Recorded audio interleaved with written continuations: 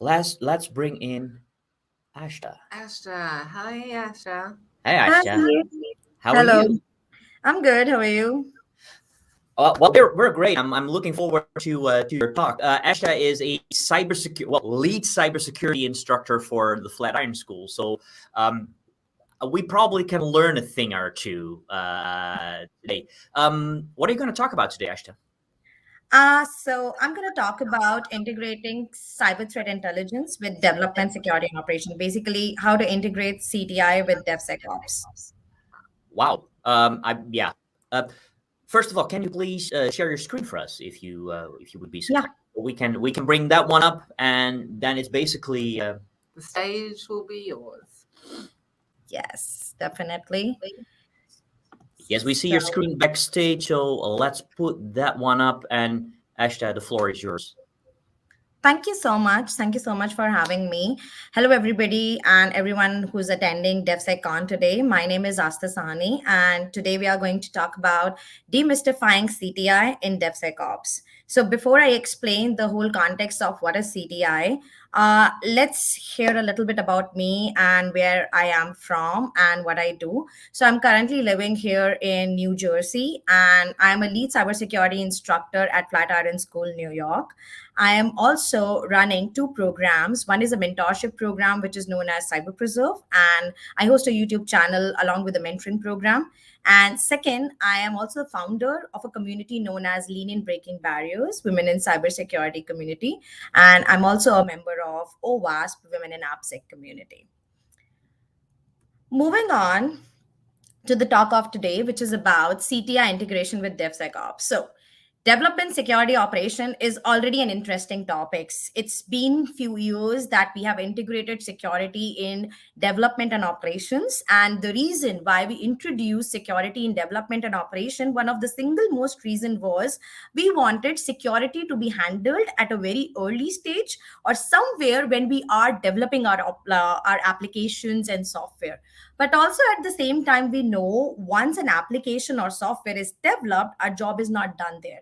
They are always upgrading, we are always making modification. So that's why it became important that we include security in all our operations from end to end, so that first of all, it's not like it doesn't become a difficult task for the teams to handle security at a very later stage. And at the same time, we want to be proactive. We want to be proactive from the point of view that we handle vulnerabilities, we handle threats in the beginning, so that we are well prepared when the applications are deployed.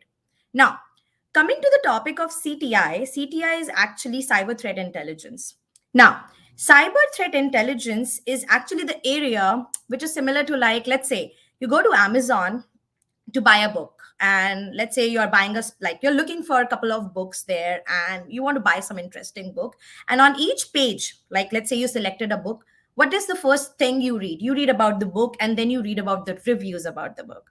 CTI is similar to those reviews. CTI is like a knowledge base for security teams. Often CTI, which is threat intelligence, is used, like we directly associate CTI with, let's say, incident response, penetration testing, but we do not entirely talk about CTI with DevSecOps. But CTI does play a very major role in our development, security, and operations. Let's see how. Now, on this current slide, you can see the whole pipeline for our development security operations, which is we somewhere starts from requirement. And then when we start from the requirement stage, like why do we need an application or software to be built? The second stage comes the design stage, and then we move to development, testing, deployment, and maintenance. When we move through all these stages, cyber threat intelligence is not just important from the point of view of getting some knowledge. And what's that knowledge? Knowledge is about threats. Cyber threat intelligence gives security teams knowledge about security threats. Cyber threat intelligence is not only that area where we utilize that knowledge, let's say, to mitigate threats or stop them or basically defend. We can also utilize cyber threat intelligence for proactive threat hunting. And that's true. And how does proactive threat hunting and cyber threat intelligence fit in the DevSecOps pipelines is the very first answer that will come is yes, in operations, because we often talk about threat intelligence and we associate threat intelligence, as I said, with security operations center. And we think that when we do security monitoring, basically we are monitoring logs in real time. And I think that's the time. These are the teams who play major role in operations. But that's not true. The reality is we can utilize and we should be utilizing cyber threat intelligence at every stage of DevSecOps pipelines. Let's say the very first stage that we have is requirement stage. In the requirement stage, as I said, what do we want to build? Why we want to build? And also in requirement stage, when we talk about DevSecOps, we make sure that security requirements come into picture. When these security requirements they come into picture, it becomes equally important to consider through threat intelligence that whatever application and software we are planning to build, what type of threats can attack, or what kind of threats can be associated if we develop that application.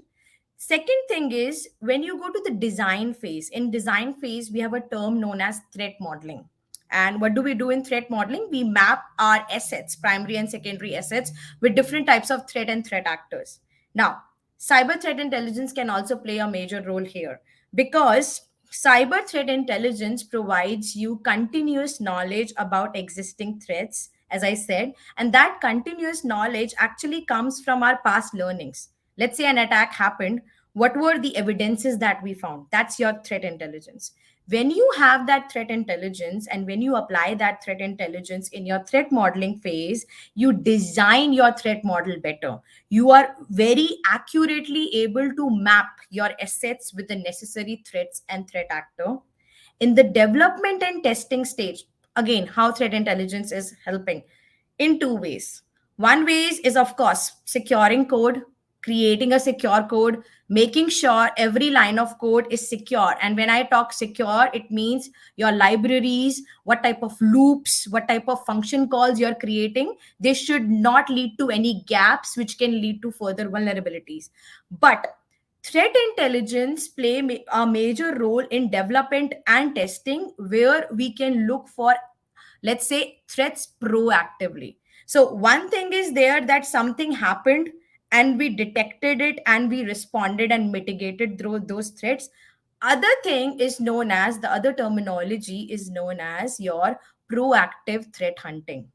Proactive threat hunting is the scenario where threat hunting teams they perform some structured and unstructured searches in real time.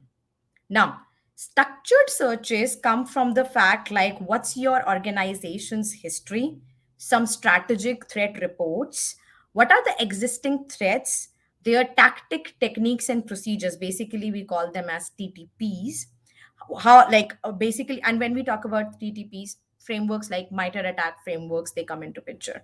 So, how we include this knowledge of TTPs, basically learning about the various tactics and techniques and procedures which can be used by attackers at the time of attack, how we can make sure that we get to know about every step that an attacker might be taking from the beginning to the end of the attack. So when we know this, what threat hunting teams they do is they target assets, those assets which are first filtered based on prioritized risk assessment. First, they look for primary and important and critical assets, and then they look for secondary assets. Each task that a cyber threat hunting team performs is based on the area of scope that they have and what specific responsibilities they need to perform in order to ensure that they get the valuable results. Now, this whole concept, which I just explained, is part of structured threat hunting. The second one is unstructured. Unstructured plays a very important role. How? Let's say a group of developers and testers, they are developing and testing the application, basically secure code review, penetration testing, and vulnerability assessment.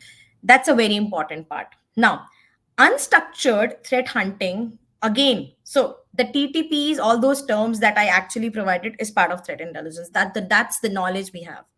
Unstructured threat intelligence comes from something known as operational threat intelligence.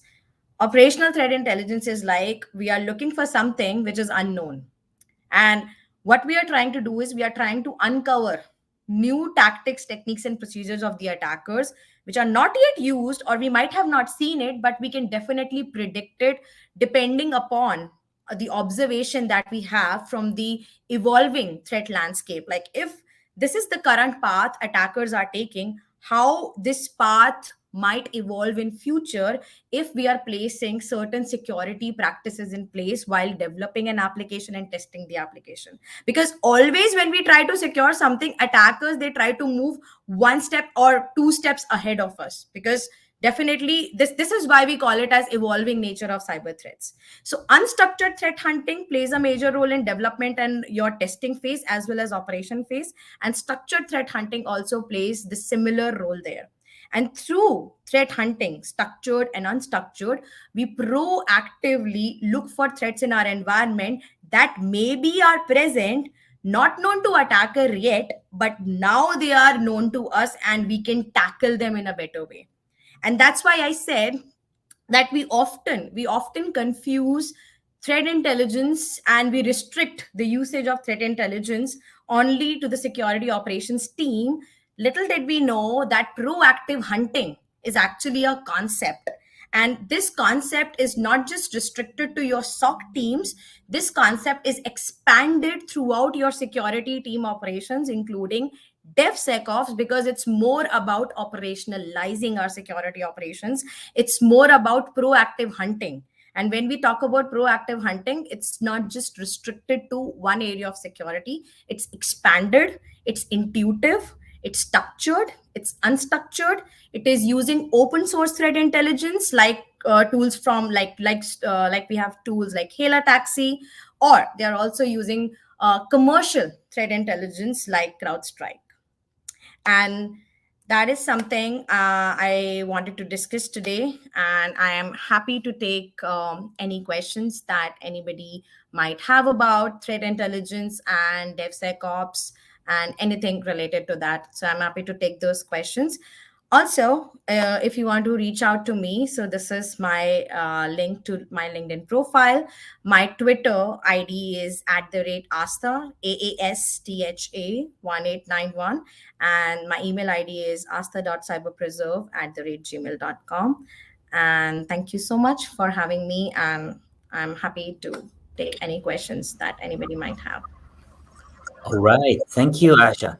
That proactive hunting, I love that, and it's always normally it's something that we look at from a development perspective. You look at preventing things, but looking at it from the other way, like the proactive hunting and seeing what is coming up to tackle that on forehand is an interesting line of thinking, and I should think we should do that more. To be fair. Definitely. Yeah, proactive hunting sounds really cool, and I want to get that on a t-shirt. Like that's a really cool tagline to have, like being a proactive hunter. No, I thought that I think being proactive rather than reactive is just it's where the world needs to move to in terms of security. So I'm glad that you're sounding the horn on that, Astha. Absolutely. But how do you think, say, there's a general a team developing software and they want to do proactive hunting? What should be the first thing to start with? So the very first thing that they have to start with prioritizing their asset, as I said. So the very first step is prioritizing your assets based on risk. So now you know what are the critical assets, what are the less critical assets. Based on that, you can then plan your task. So proactive threat hunting is based on, let's say, first of all, you have to create an area of scope. So what's your scope? Is it a particular department or it's a particular region? So first you have to decide area of scope. Then, as I said, risk-based prioritization is there. Second important thing is strategic reports, like what's your organization's history? Let's say your organization is a healthcare-based organization. So what are the current threats which are present, which we are currently aware of, but we don't know exactly? Because often if an XYZ organization is prone to certain threats and you look at the news report and you're like, oh my God, it's like an organization similar to how we operate. So now proactiveness starts. There is no threat in your organization. Nothing is detected. But now your team has started to think upon it. Like, we read about this. Now we definitely need to check if our software, our servers are prone to certain types of threats or not, because we just found this recently. This becomes unstructured. You did not plan for it. But structured means you know the structure of your organization. You have some strategic reports from past. You have some, let's say, past indicators of compromise. Let's say you have some threat intelligence resources internally that you are maintaining a database. Second is outside threat intelligence that you are utilizing from outside, like sources like CrowdStrike, Hail Taxi, different kinds of threat intelligence platform that you are utilizing. Then, when you have the necessary resources, you have the planning that what is my area of scope, what are my assets. Then, basically, this team is headed by a lead. The lead will let you, like, will plan things for you, like what needs to be done, what needs to be identified, and once it is identified, what reports needs to be created. So it utilizes similar lines of tools. It might be using a vulnerability scanning tools. It might be using a SIM. So tools which we use are similar. It's just the approach is different. We are being proactive here. There was a question, and we have time for one short answer on this one. And I can't see which open source CTI tool can be used in a pipeline. Can you briefly comment on that one? Yeah. So as I said, one of them is Hail Taxi. Second one is a Palo Alto based open source threat intelligence platform. So if you look for a Palo Alto open source threat intelligence platform, you'll get to a specific page. And on that page, they provide an open source threat intelligence. Hello, I can see you again. We're just going to quickly fix that. Cool. That's a more flattering angle. Sorry, carry on. So yes, as I said, Hail Taxi is one. Second one is a Palo Alto based specific open source intelligence tool. And for a commercial one, CrowdStrike is the most known one. All right. Thank you, Ashta. It was a very inspiring talk. I loved it. And for everyone who has more questions, feel free to ask them in the platform or ping Ashta directly via Twitter or email. You've seen their credentials already on the screen. So thanks again, Ashta, and let's move on to the next one. Thank you.